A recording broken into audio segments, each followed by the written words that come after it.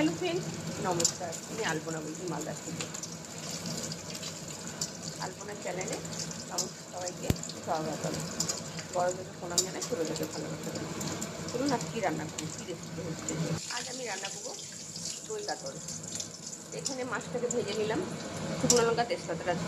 এখানে আদা, লঙ্কা, রসুন, পেঁয়াজ বেটে নিয়েছি। পরিমাণ মতন হলুদ গুঁড়ো দিয়ে দিলাম, স্বাদ মতন লবণ দিয়ে দিলাম। আমি যাই রান্না করি না কেন, দুজনের জন্য রান্না করি আর ঘরোয়া মশলা দিয়ে রান্না করি সবসময়ের জন্য। আমার রান্নাগুলো আপনাদের কেমন লাগে অবশ্যই কমেন্ট করতে পারবেন।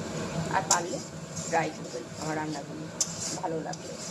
কেমন হয়েছে রান্না খেয়ে আমাকে কমেন্ট করবেন। মশলাটা খুব ভালো করে করবে যতক্ষণ না তেল বেরোবে সবটা। এর মধ্যে 2 চামচের মতো টক দই দিয়েছি আর একটু কাশ্মীরি লঙ্কার গুঁড়ো দিয়েছি, চিনি দিয়েছি। যেহেতু টক দই আছে ওই জন্য একটু চিনি দিয়েছি।